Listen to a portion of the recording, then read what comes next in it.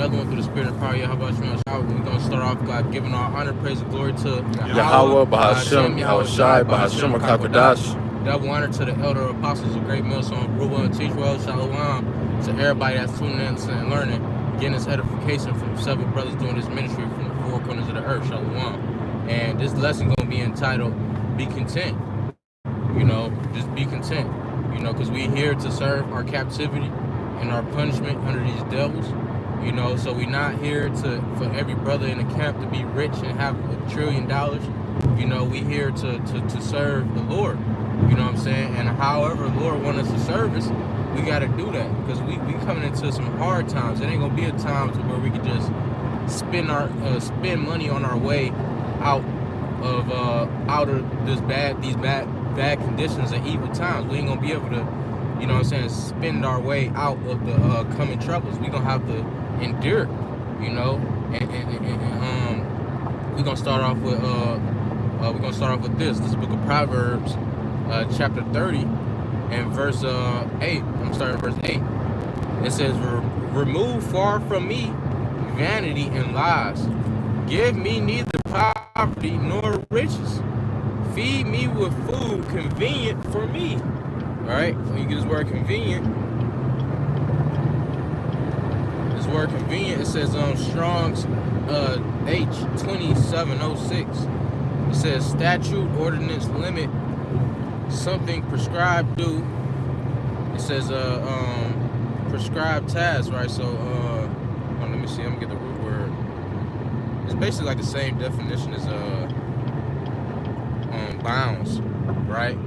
Because when you get that word bound in Job, the 14th chapter, verse 5, where it say he appointed his bounds that he cannot pass, it's the same thing.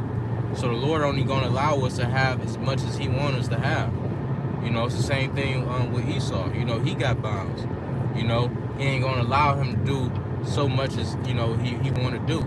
You know what I'm saying? If Esau had it his way, he'd just wipe all of Jacob out. You know, but the Lord got bounds. But the Lord also got bounds for the men of the Lord, man. You know, he give us as much as we need. That's why in that the prayer of the Lord, he said, talk about daily bread, man. That's in our prayers. You know, we pray to the Lord, give us bread every day. You know, it says, remove far from me vanity and lies. Give me neither poverty nor riches. Feed me with food convenient for me, lest I be full and deny thee. Right, you got so much money, you feel like you don't need the Lord.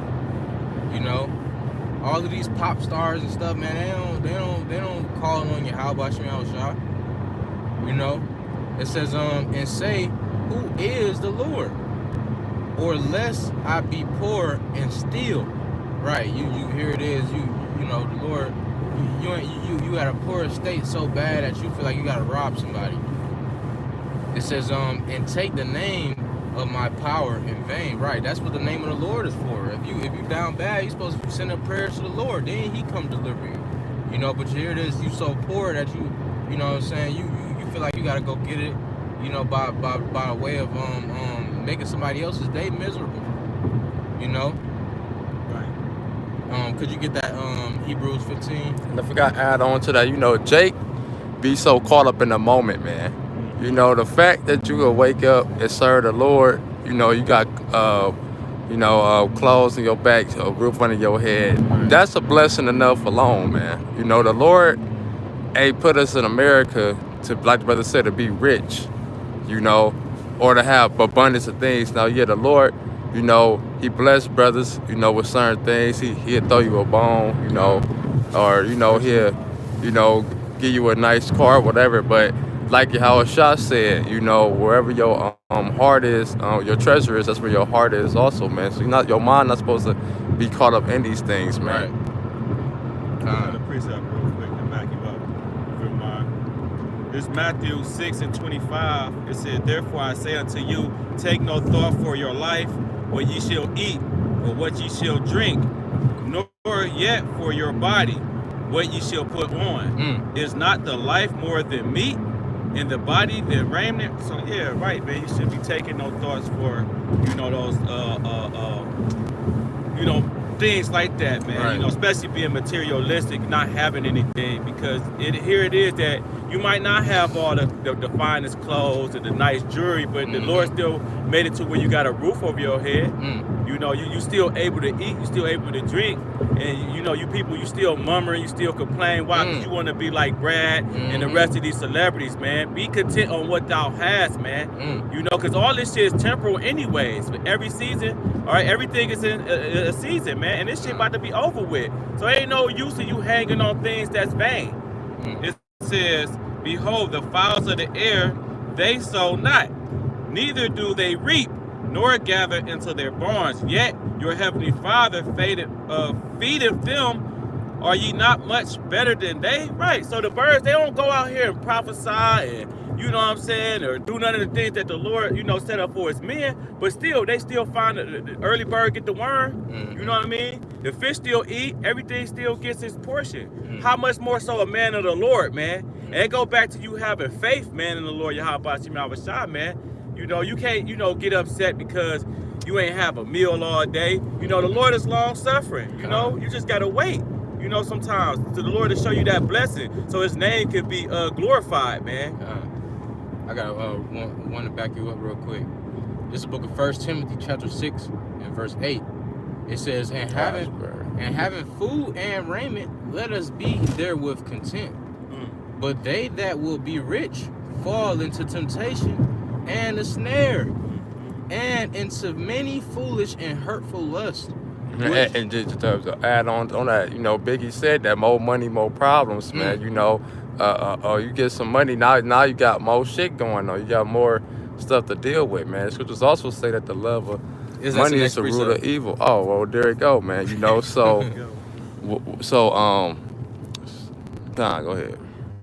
It says, and into many foolish and hurtful lusts, which drown men into destruction and perdition. Verse 10, for the love of money is a root. Right, because you'll start doing wicked shit with the money. You know, you're not thinking, you're not putting how about Shemel Shah first.